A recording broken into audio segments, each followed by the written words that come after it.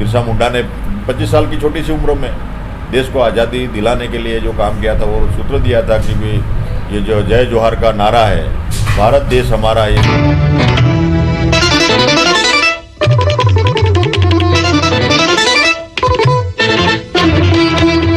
गुजरात के उच्च शिक्षा मंत्री पहुंचे गायत्री शक्तिपीठ सागवाड़ा। डूंगरपुर जिले के सागवाड़ा उपखंड अंतर्गत गायत्री शक्तिपीठ में 3 दिवसीय 108 कुंडीय गायत्री महायज्ञ में गुजरात के उच्च शिक्षा मंत्री कुबेर भाई डेंडोर ने शिरकत की। इस दौरान डूंगरपुर पुलिस उपाधीक्षक सुधीर जोशी सहित जिले के लगभग सभी थाना अधिकारी सहित प्रशासनिक अधिकारियों ने उनकी अगुवाई की। गायत्री शक्तिपीठ परिवार ने उनका स्वागत करते हुए पलक पावड़े बिछाए।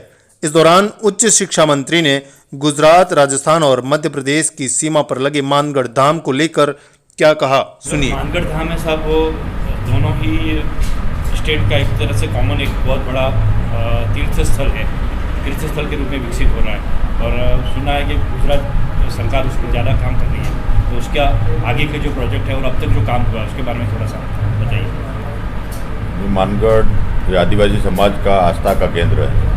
गुजरात, राजस्थान, मध्य प्रदेश तीनों राज्य के लोग वहाँ आते हैं और ये देश की आज़ादी दिलाने के लिए आज से 125 साल पहले ये मानगढ़ की धरती पर गोविंद गुरु के नेतृत्व में आदिवासी समाज को जागृत करने का काम, उसका सुधार करने का काम, उसको सनातन हिंदू संस्कृति का ज्ञान देने के साथ साथ राष्ट्रभक्ति आदिवासी समाज में जागृत हो, उसका काम गोविंद गुरु ने मानगढ़ की धरती पर किया था।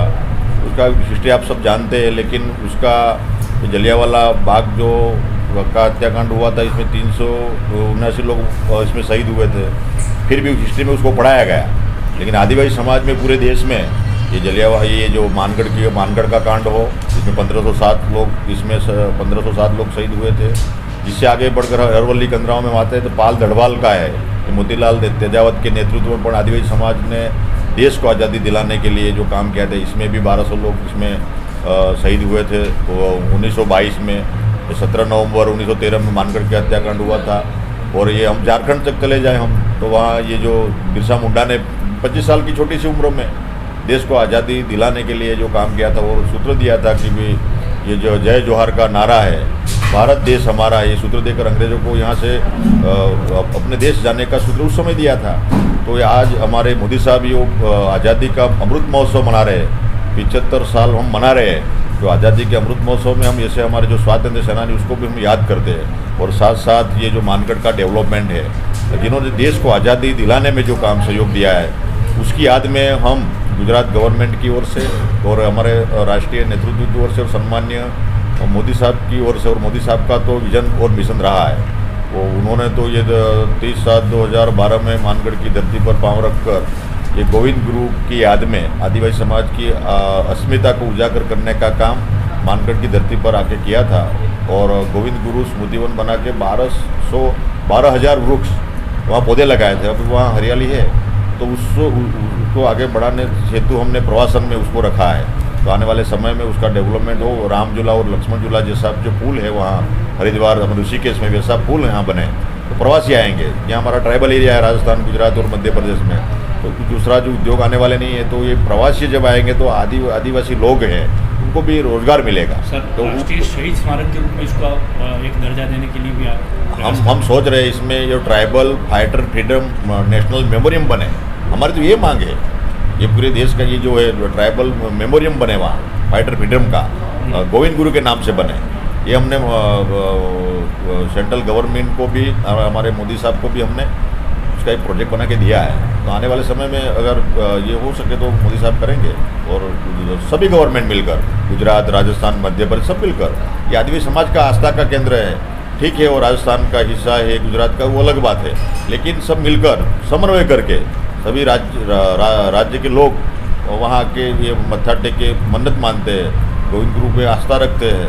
और इस संस्कारों की धरती है, परिवार निर्माण की धरती है, समाज निर्माण की धरती है, राष्ट्र निर्माण की धरती है मानगढ़ है। तो उसके लिए डेवलप होना चाहिए, और इसमें सबका सहयोग भी जरूरी है। और धर्म का ज्ञान, जिससे संस्कारित शिक्षा प्राप्त हो, इसके लिए भी आपने काफ़ी कुछ काम किया है। क्या ऐसा दूसरी जगह भी लागू होना चाहिए? सब जगह लागू होना चाहिए। हमारा जो देश था विश्वगुरु था, पहले से हमारा विश्वगुरु देश हमारा था भारत देश। उसका इतिहास प्राचीन वो पुराना बड़ा इतिहास है, वो दिव्य और भव्य था। आप सब जानते हैं हमारे यहाँ नालंदा, वल्लभी, ये बहुत सारी वो विद्यापीठें थी। विदेशों से लोग आके यहाँ विद्या अर्जन करते थे। इसमें ये जो संस्कृति या मानव कल्याण की बात, परोपकार की बात, और साथ साथ इसमें जो मानव जीवन दर्शन था वो हमारा ये था। वो अभी थोड़ा ये हो गया था, तो ये हमने जो वहाँ गुजरात गवर्नमेंट में हमारे हायर एजुकेशन में या सभी में ये जो गीता का ज्ञान अपने बच्चों को मिले, उसके लिए हमने एक पहल की है, तो शुरू करने जा रहे हैं। तो गीता तो सभी धर्मों का सार है, इसलिए ये उसका नॉलेज भी सबको होना चाहिए। इसमें ये जो लोगों को, व्यक्ति को संस्कारवान बनाना है।